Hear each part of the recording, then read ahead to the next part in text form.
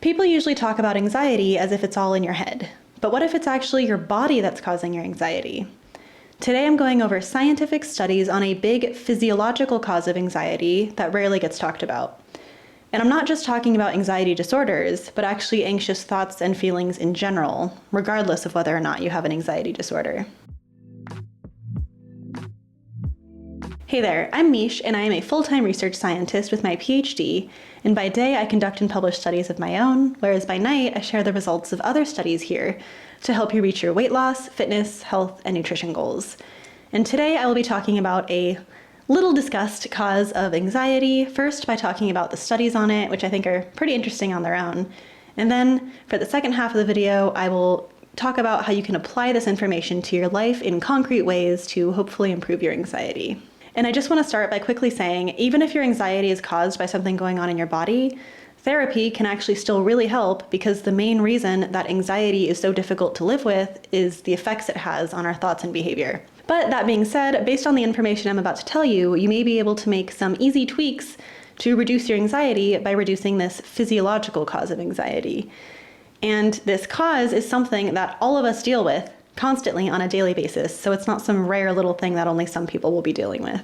And this physiological cause of anxiety I'm about to tell you about was first discovered in a pretty weird way in studies that injected people with something called endotoxin, which is a toxin that is contained in a lot of bacteria that is released when they die.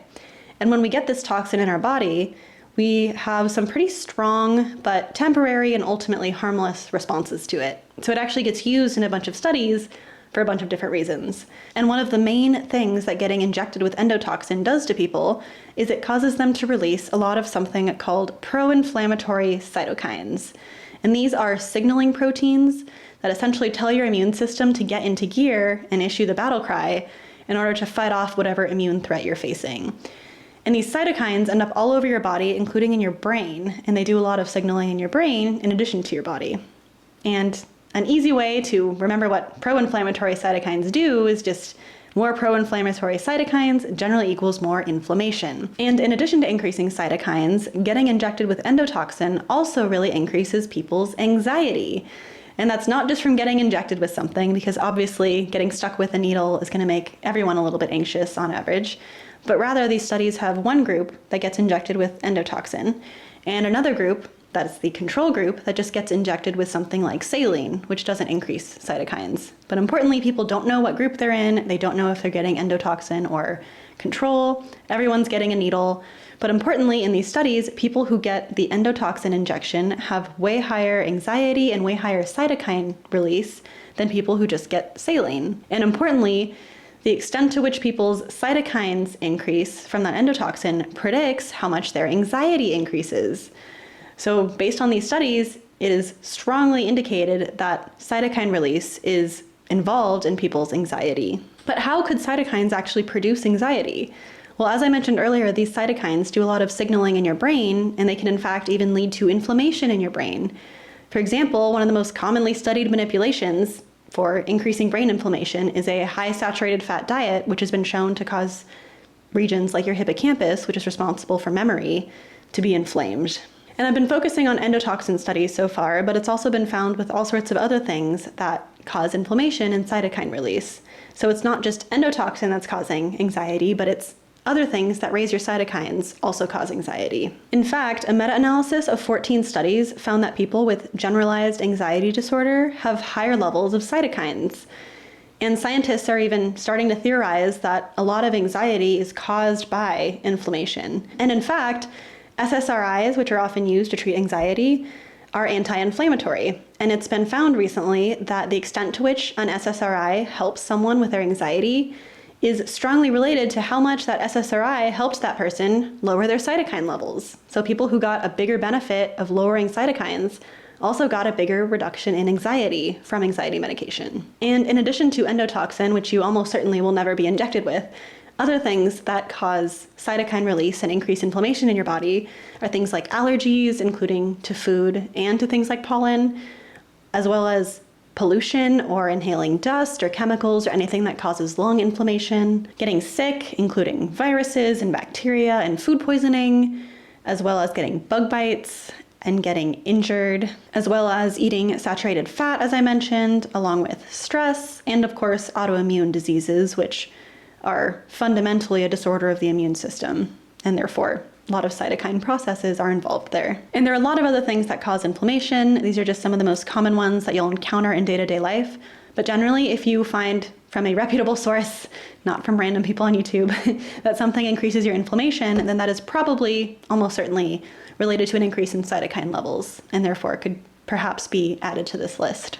And if those random YouTube people include citations to actual sources like scientific studies where it is clearly evident from the title or abstract that it actually supports what they're saying, then that counts as a reputable source in my book. And now I will talk about some ways that you can reduce your cytokine levels, and some of them depend on the cause of your inflammation and high cytokines, but others are more general and will help across the board. So if you have allergies or bug bites, then antihistamines obviously are going to help you feel better. But there is some emerging evidence that they don't only act on histamine, but they might actually also be anti-inflammatory and help reduce cytokines. So antihistamines may be doubly helpful for helping you feel better and maybe even also reducing your actual inflammation levels if you have allergies or bug bites. And then of course, this one's kind of obvious, but do your best to get over any illnesses as quickly as possible. So if you're sick, rest, sleep, eat healthy, drink a lot of water, don't drink alcohol, don't overdo it. And then try to avoid getting exposed to a lot of pollution or chemicals or dust or anything that generally causes lung inflammation or feels hard to breathe. And some ways to avoid this are to wear a mask if you know you'll be working with things. For example, granular fertilizer or powdered fertilizer is maybe a common one you come into contact with that is worth wearing a mask for. And then if you haven't replaced your car air filters in a decade or more, maybe it's worth thinking about getting those replaced so that you're not breathing in everyone else's fumes when you're driving. And now for our biggest one, eat anti-inflammatory foods, because this will be most helpful across the board for helping any cause of inflammation than anything else I've talked about. And some of the most anti-inflammatory foods are leafy green vegetables, cruciferous veggies, berries and cherries, beets, turmeric, garlic, red onion, cocoa, flaxseed and chia seed, as well as green tea, and to a lesser extent, black tea. And if I didn't say it already, ginger. And in support of how helpful doing this could be, studies have found that people who eat a more anti-inflammatory diet have lower levels of anxiety and even depression. And these studies focus on things like exactly the things in the foods I just talked about, as well as things that cause inflammation. So people who eat a lot of anti-inflammatory things and avoid pro-inflammatory things are doing the best with anxiety and depression.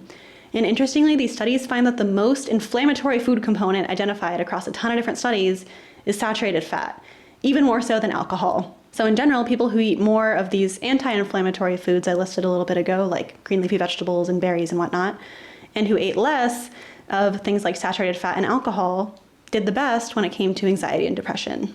And for a little personal bit, this video was double relevant to me because I got about 30 mosquito bites over the past week, and I have been really extra stressed about pretty much everything, and that reminded me that it was worth sharing this information about inflammation and anxious thoughts because it does appear in my life anecdotally very often. And then also relevant is I breathed in a ton of exhaust this morning for stupid reasons, and that is why my voice is terrible, but I really wanted to film this anyway to get this up in time for you guys. If you found this information useful and want to support me in making these videos, or want to get more involved by asking questions either about the videos or making video topic requests of your own, then head on over to my Patreon, where we've also got some bonus content and video summaries and whatnot. And if you're just interested in supporting the channel with a one-time donation, then please head on over to the GoFundMe. And it really means a lot to me to know how much you all value these videos and all the time I spend making them. So thank you for your support and for being the reason that I do all this. I hope you found all this information helpful or at least interesting, and if you did like this video, please hit the like button and share it so that other people can get this information and hopefully improve their anxiety. And if you haven't already, please hit the subscribe button and the notification bell below to stay up to date on all this science. Thank you so much for watching, and I will see you next time.